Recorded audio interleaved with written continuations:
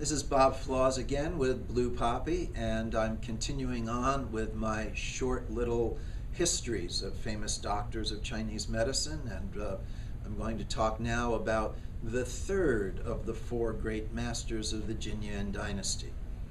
And this is the hugely famous Li Gao, also known as Dong-Yuan, and sometimes now today, modern times, we call him Li Dong-Yuan.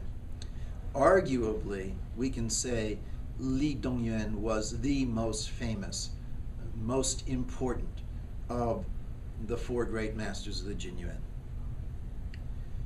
He accepted Liu Wansu's theory about the importance of heat as a disease factor. He believed that most diseases have heat evils as part of their disease mechanisms. However, he disagreed with Liu in terms of where this heat comes from. Li Dong-Yuan emphasized the internal engenderment of disease and therefore the internal engenderment of heat. From the time of the Neijing and the Shahanlun up to the Jin Yuan dynasties, most of the emphasis in Chinese medicine was on the external contraction of disease evils. It was really Li Dong-Yuan who said, no, in chronic diseases, enduring diseases, the main thing is the internal engenderment of disease, the internal engenderment of heat. And in particular, Li Dong-Yuan believed that in chronic enduring diseases, most of the heat is engendered in association or in tandem with a spleen qi vacuity. That it is a spleen qi vacuity that leads to various types of depressive heat. We all know that if the spleen is vacuous, the liver can become depressed and then the qi becomes stagnant and this can create heat. It's also possible for spleen qi vacuity falling downward to accumulate and become depressed in the lower burner, to obstruct the free flow, to depress the life gate ministerial fire. We all know that spleen qi vacuity can lead to blood vacuity because the spleen is the ladder heaven root, the engenderment and transformation of the blood, and blood vacuity can fail to control yang. In other words, blood yin vacuity can fail to control yang, and we get internal engenderment of heat.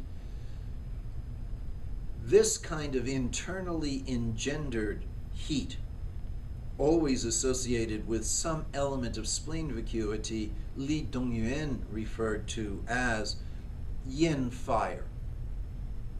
He called it yin fire because it's intimately associated with life gate ministerial fire, which is rooted in the yin part of the body, the lower burner. And that when this becomes depressed, it has a tendency to counterflow and flame upward. And so if you look at Li Dong-Yuan's formulas, they all basically include spleen qi supplementing medicinals. They all include qi rectifying medicinals. They typically also do include some heat clearing medicinals. So his formulas are famous as examples, as patterns for creating complex formulas for multi-pattern presentations. In China, eventually a saying was created, oh, for externally contracted diseases, think Shahanlun, Zheng Zhongqing, the creator of the Shahanlun. But for internally engendered diseases, think Li Dong-Yuan as the model of how best to treat these kinds of conditions. So even to today, many famous Chinese doctors are adherents and proponents of writing formulas a la Li Dong-Yuan, in the way that Li Dong-Yuan crafted them.